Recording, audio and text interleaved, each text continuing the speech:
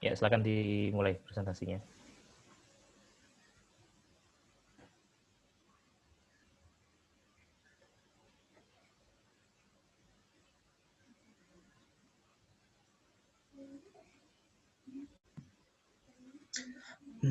Assalamualaikum warahmatullahi wabarakatuh. Selamat siang, Bapak Zilal dan teman-teman semua. Kami dari Fokus Grup 2 ingin mempresentasikan hasil diskusi kami mengenai keterkaitan antara kebebasan berpendapat dan radikalisme di lingkungan kampus. Adapun presentan untuk sesi kali ini, yang pertama Saudara Geri, yang kedua Saudari Devani, dan yang ketiga Saudari Sania Nurul. Bisa dimulai.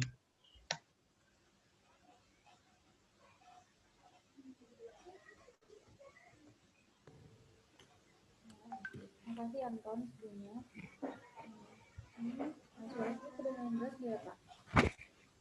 Kecil tapi masih terdengar. Sekarang saya akan menjelaskan tentang arti radikalisme.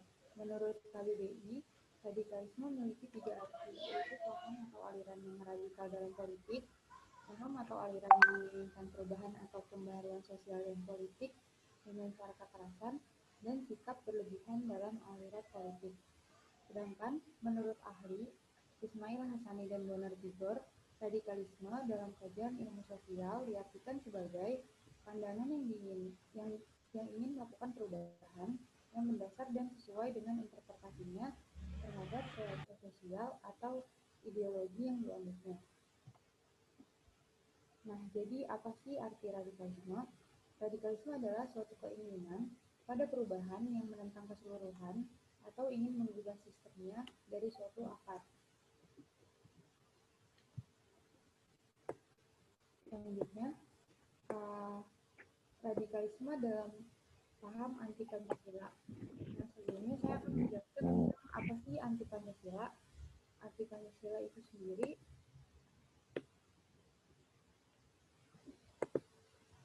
adalah siapa saja yang dengan sengaja maupun sadar melakukan hal yang bertentangan dengan Pancasila. Nah, di sini kenapa radikalisme itu disebut sebagai paham yang anti Pancasila? Karena radikalisme dalam pengertiannya itu ingin mengubah ideologi sesuatu ideologi yang memang sudah secara mendasar dipakai dalam suatu masyarakat. Maka radikalisme itu disebut sebagai anti Pancasila.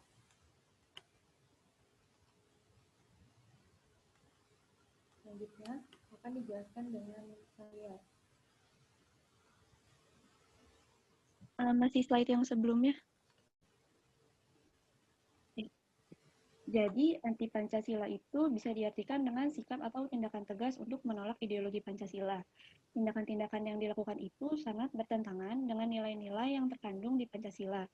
Contohnya, seorang pejabat pemerintah membuat sebuah kebijakan untuk rakyat secara paksa dengan mementingkan kepentingannya sendiri. Nah, hal ini telah melanggar nilai-nilai yang terkandung di Pancasila. Contohnya, sila keempat tentang permusyawaratan perwakilan. Jadi, sikap anti Pancasila pun bisa dilakukan oleh siapa saja, baik itu individu maupun sekelompok secara sadar dan berkelanjutan. Contoh selanjutnya yang mengganggu ideologi Pancasila itu adalah radikalisme. Radikalisme bisa mengganggu jalannya ideologi Pancasila. Paham radikal mengesampingkan makna Bhinneka Tunggal Ika yang berarti berbeda-beda tapi tetap satu. Maka dari itu, persatuan bangsa adalah salah satu perwujudan nilai yang ada di Pancasila. Jadi radikalisme ini dinilai sebagai paham yang anti Pancasila karena bersifat membahayakan persatuan bangsa Indonesia dan juga tidak sejalan dengan nilai-nilai yang terkandung di Pancasila. Selanjutnya. Kemudian ada radikalisme di kehidupan kampus. Berdasarkan data dari Setara Institute, terdapat 10 perguruan tinggi di Indonesia yang terpapar radikalisme, yaitu Universitas Indonesia, UIN Syarif Hidayatullah Jakarta, Institut Teknologi Bandung, UIN Sunan Gunung Jati Bandung, Institut Pertanian Bogor, Universitas Gadjah Mada, Universitas Negeri Yogyakarta, Universitas Brawijaya, Universitas Mataram, dan Universitas Airlangga. Lanjutkan. Jadi, radikalisme di kampus ini dapat dilakukan beberapa cara dalam menanganinya. Pertama, dapat dimulai dari tenaga pendidikan di kampus. Jadi, pihak kampus dapat memeriksa atau mengecek dosen-dosen yang menjadi pengajar di kampus apakah dosen tersebut terpapar radikalisme atau tidak. atau dapat memeriksa apakah dosen tersebut bekerja secara profesional atau ikut menyebarkan paham-paham radikalisme tersebut. Kemudian, pihak kampus dapat memeriksa organisasi-organisasi mahasiswa, baik organisasi keagamaan maupun organisasi-organisasi kedaerahan dari kampus. Kemudian kampus dapat membuat layanan konsultasi mahasiswa, di mana konsultasi ini dapat kepada dosen yang telah lulus kualifikasi dari kampus bahwa dosen tersebut jauh dari radikalisme. Lanjut, Kak.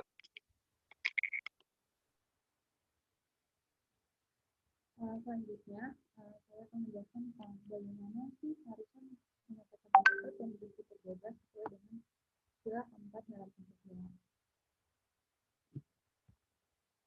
Next slide.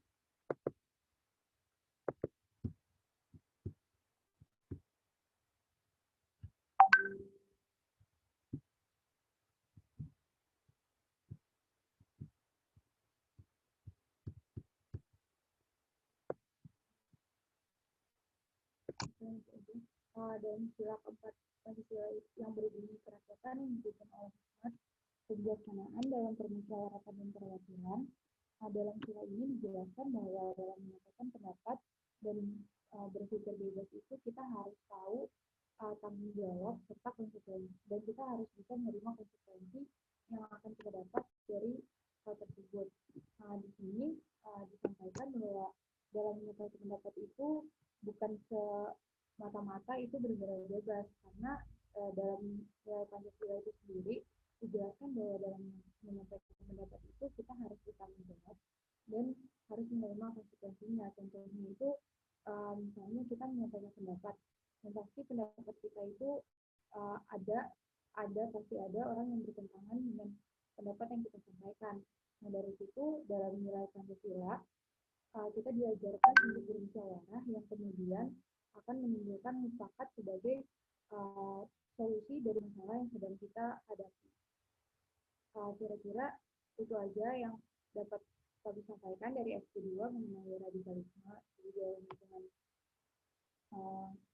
perkuliahan. Kurang lebihnya mohon maaf. Assalamualaikum warahmatullahi wabarakatuh. Waalaikumsalam warahmatullahi wabarakatuh. Ya, dibuka pertanyaan untuk 2 pertanyaan atau 2 penanya. Ada yang mau bertanya?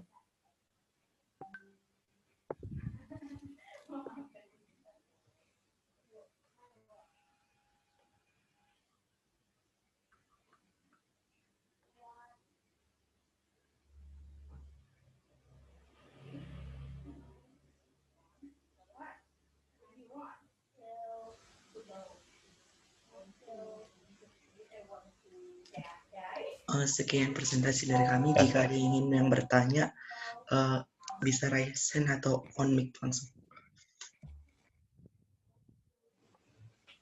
Gimana nih, nggak ada yang bertanya nih?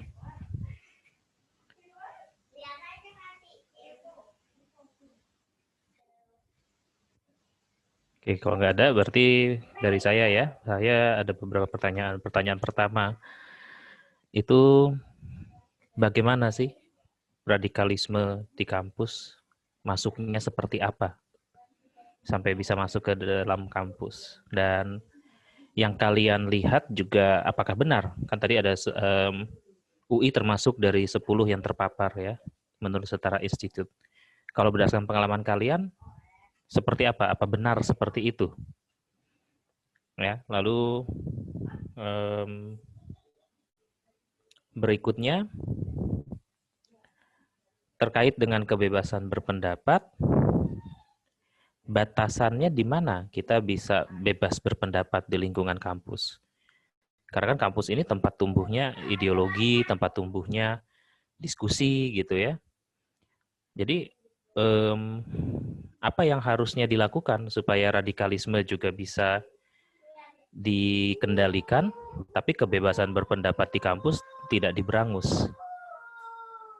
Apa yang bisa kalian sarankan? Silakan.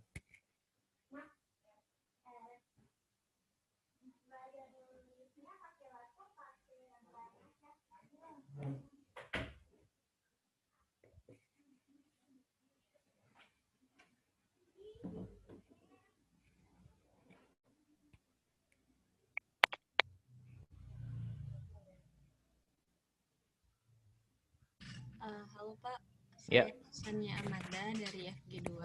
Saya ingin mencoba menjawab. Tadi pertanyaannya yang pertama kan gimana sih radikalisme itu bisa masuk ke lingkungan kampus? Betul. Jadi berdasarkan yang telah kami diskusikan kemarin, radikalisme itu bisa masuk dengan berbagai cara. Cuman yang paling terlihat nih, yang dari kemarin kita bahas, itu pada saat kayak kegiatan-kegiatan sosial ataupun keagamaan yang dimana pasti ada satu pembicara tersebut tuh bisa dari orang agama ataupun dari orang luar dari kampus. Itu karena mereka menyampaikan bahasan yang bisa dibilang cukup menarik para mahasiswa bisa mengikuti alirannya atau mengikuti Contohnya bagaimana? Contohnya Maksudnya mengikuti alirannya, apakah dia secara terbuka dia bilang saya enggak Pak, jadi aliran ini gitu? orang yang membuat narasumber itu menyampaikannya secara tersirat. Jadi bisa dibilang di saat kita mendengarkan omongan pembahasan dari orang tersebut, kita tuh secara tidak sadar kita bisa mengikuti gitu kayak dengan ajakan-ajakannya. Jadi pembahasan yang dia bahas itu menyangkut dari pembahasan inti yang mau dibahas yang awalnya benar, tapi diselipin gitu jadi tersirat gitu Pak. Jadi kan untuk para mahasiswa nih, terkhususnya bagi mahasiswa yang pemikirannya juga belum terlalu jauh atau belum terlalu luas kan, karena nggak merata, nggak semua mahasiswa berpikir jauh atau berpikir secara luas. Jadi bagi mahasiswa yang pemikirannya belum sampai ke arah radikal dan semacamnya, pengetahuannya masih belum terlalu jauh, itu bisa ikut terhasut ke aliran radikalisme, paham radikalismenya itu. Sejauh itu yang kami ketahui seperti itu Pak. Terima kasih. Yang lain ada yang mau menambahkan? Apakah hanya dengan cara seperti itu saja? Bisa di kegiatan-kegiatan sosial gitu sih Pak, kayak dari pihak-pihak radikalismenya dari luar itu secara diam-diam bisa mengajak ngobrol secara tersirat gitu sih Pak, ada niat tersendiri kebanyakannya kayak gitu. Terima kasih. Setuju nggak kalian kalau dengan tuduhan misalnya lewat lembaga-lembaga dakwah kampus itu juga disusupkan radikalisme? Coba saya ingin menambahkan dari Shania Amanda tadi. Dari berita yang sudah saya cari, Setara Institut itu melakukan riset dan menemukan 3 wacana yang umum di 10 perguruan tinggi yang tadi disebut. Yang pertama ada propaganda bahwa keselamatan hidup, baik pribadi maupun bangsa, hanya bisa diperoleh dengan ketaatan terhadap jalan Islam. Jalan Islam yang dimaksud adalah Al-Quran dan Hadis. Jadi pandangannya itu bersifat terbatas karena hanya membatasi kebijaksanaan agamanya itu hanya dari 2 sumber utama tersebut tanpa mementingkan sumber-sumber yang lain gitu Pak. Yang kedua ada propaganda Islam itu dalam ancaman musuh-musuhnya. Yang ketiga itu ada ajakan untuk melakukan perang pemikiran. Nah ini kan mungkin lebih mudah dipengaruhi karena mahasiswa-mahasiswa tersebut juga masih dalam belajar kan Pak, masih belajar juga, jadi mereka mungkin lebih tertarik dalam melakukan perang pemikiran tersebut. Nah penyebarannya itu dilakukannya secara terstruktur, sistematis dan masif. Nah radikalisme ini biasanya berusaha menguasai lingkungan kampus, dimulai dari mencoba menguasai organisasi-organisasi intrakampus, masjid kampus, mushola fakultas, hingga asrama mahasiswa. Oke. Itu saja? Iya. Oke. Nah, kalau yang tadi lanjutannya pertanyaan saya, yang kalian lihat benar nggak seperti itu? Kalau pendapat kalian gimana? Berdasarkan pengalaman saya sih, kalau saya sering ke masjid UI, saya nggak pernah, mungkin saya nggak pernah lihat langsung, tapi memang banyak kelompok-kelompok yang suka duduk-duduk di situ, tapi saya nggak pernah mendengarkan apa yang sedang mereka bahas gitu Pak. Oke. Yang lainnya ada yang punya pengalaman? Enggak Pak. Sejauh ini sama Ini enggak sih Pak. Enggak ya? Oke. Ya baik. Ya pertanyaan kedua silakan.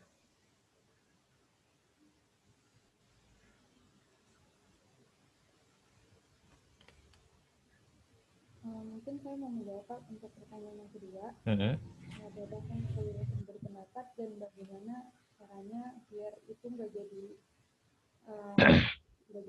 dibilang anti kebebasan berpendapat gitu ya Pak. Nah, Kalau menurut saya baca beberapa artikel yang memang dia menuliskan tentang bagaimana sih cara menghadapi mahasiswa dengan pola berpikir yang sangat bebas nih ya Pak di dalam kehidupan kampus. Nah, dia itu melawannya itu dengan cara edukasi.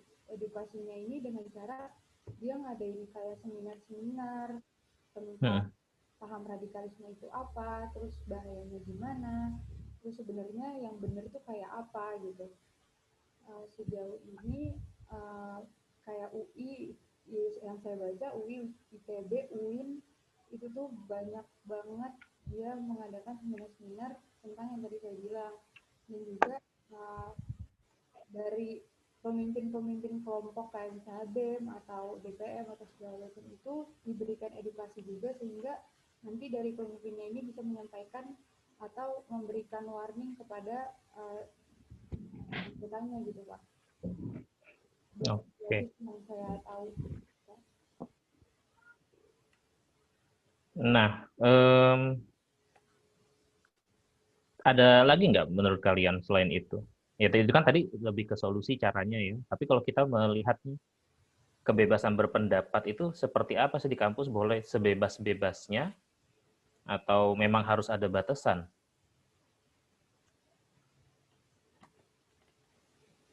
Gimana misalnya kayak kan sempat kemarin UI mengeluarkan fakta integritas.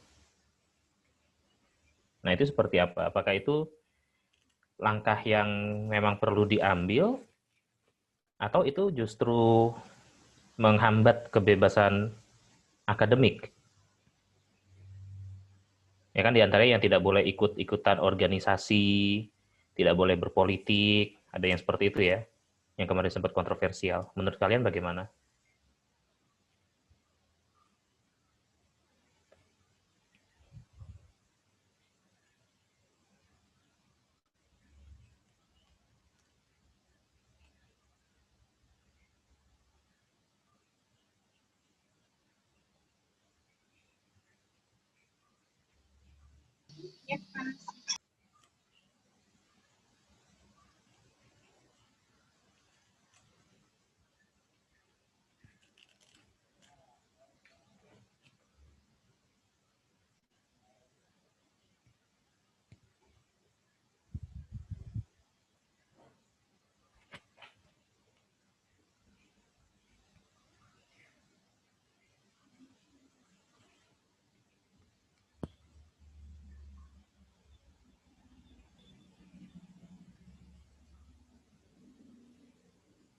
Gimana jawabannya?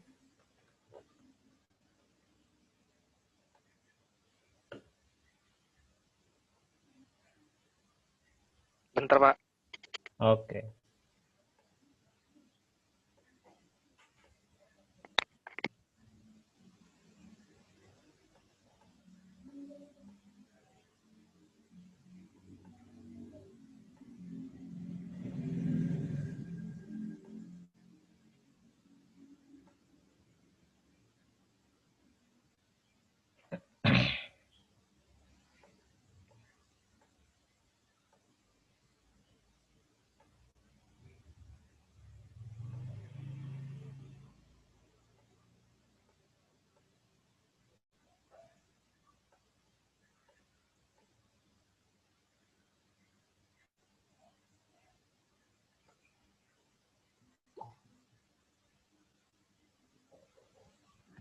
Pak, saya ingin bantu jawab. Silakan. Iya, jadi fakta integritas kemarin itu yang beredar itu kan untuk mahasiswa baru tahun 2020 kemarin ini. Iya, betul. Nah, itu saya itu ikut kepanitiaan buat menyambut mahasiswa baru ini kan, Pak. Jadi saya dikasih tahu oleh penanggung jawab saya bahwa itu udah dikonfirmasi bahwa fakta itu nggak bener Pak, itu hoax gitu. Jadi sebenarnya fakta itu tuh cuma dibuat-buat sama belum dikonfirmasi, belum dibuat sama siapanya, cuman itu nggak bener gitu Pak faktanya. Jadi Oh gitu. Iya. Baik. Nah saya baru tahu juga tuh. Ternyata itu nggak ada sama sekali. Iya Pak, itu kayak dibuat-buat gitu sengaja biar kayak dibilang UI itu jadi jelek gitu Pak di mata orang-orang. Padahal itu kayak bohong-bohongan aja. Itu siapa yang bikin hoax seperti itu? Ya saya lupa dikasih tahu sama penanggung jawab saya itu. Cuman kayaknya dia kalau nggak salah dia nggak ngasih tahu siapanya banget. Cuman kayak ada organisasinya gitu Pak. Dia ngasih tahu. Cuman saya rada lupa gitu Pak. Oh, organisasi seperti apa tuh maksudnya? Apakah dari dalam UI sendiri atau dari luar UI? Atau siluman, nggak resmi gitu? Saya rada lupa sih Pak, takut salah ya. Oke, nggak apa-apa. Kayaknya sih siluman gitu sih Pak. Baik. Wow. Oke. Sedikit nambahin juga Pak. Boleh, silakan Anton. Batasan kebebasan berpendapat itu kan Pak. Kalau yang seperti yang kita ketahui, menurut Pasal 28 Undang-Undang Dasar 1945 yang menyatakan kemerdekaan berserikat dan berkumpul, mengeluarkan pikiran dan lisan dengan lisan dan tulisan dan sebagainya. Jadi kalau menurut kelompok kami Pak, nggak ada batasan kebebasan berpendapat karena berpendapat itu kan merupakan hak setiap warga negara, hak setiap orang, dan kebebasan berpendapat itu bisa disampaikan dengan bebas berdasarkan opini mereka, tetapi dengan tanpa batasan, kecuali batasan itu tidak sampai mengumbar kebencian ataupun sara Pak. Dan menurut saya kebebasan berpendapat harus disampaikan dengan baik, dengan pandai, tergantung kepada si individu dan melandaskan Pancasila sebagai dasar negara Pak. Baik. Oke, ya. Ada lagi? Kalau tidak ada boleh ditutup.